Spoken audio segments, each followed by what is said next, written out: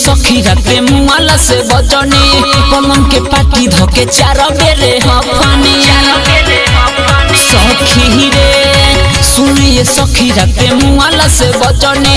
पलंग के पाटी धके चार बेरे हफनी ऐसे पहले जैसे फौरज ने धइले बा ऐसे पहले जैसे फौरज ने धइले बा कि पियावा खाके सखी टबलेट जवानी अपन बेटा पहिले कि पियावा खाके सखी टबलेट जवानी अपन बेटा पहिले सखी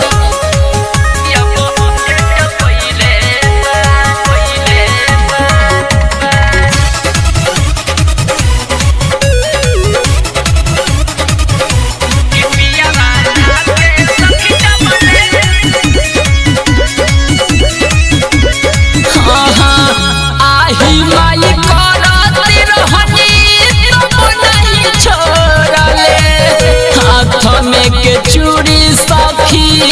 से जिया पकोड़ले सखी आही माई करती रहनी तब नहीं छोड़ले हाथ में के चूड़ी रे सखी से जिया पकोड़ले लाली रे पलंगिया पूरा रे कइले बा लाली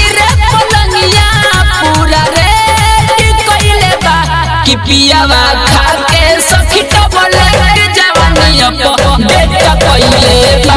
कि पियावा खाके सखी टबलेट जवानी अपन बेटा पहिले बा सखी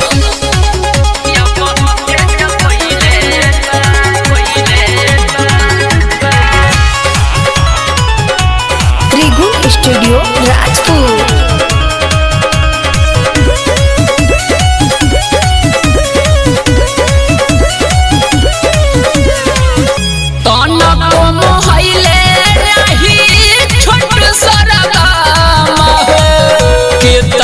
बताई पिंटू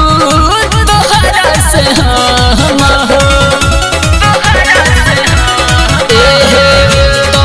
को मोहले नहीं छोटू सरगम हो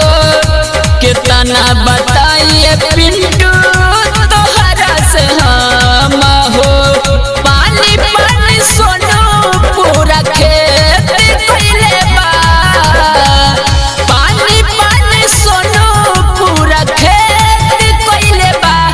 पियावा खाके सखी टबलेट जवानी अपन बेटा पहिले बा कि पियावा खाके सखी टबलेट जवानी अपन बेटा पहिले बा सुनिए सखी राते मुआला से बचनी पलंग के पाटी धके चार बेरे हफनी सखी रे सुनिए सखी राते मुआला से बचनी पलंग के पाटी धके चार बेर हफनी ऐसे पहले जैसे फौरज ने धइले बा ऐसे पहले जैसे फौरज ने धइले बा कि पियावा खाके सखी टबलेट जवानी अपन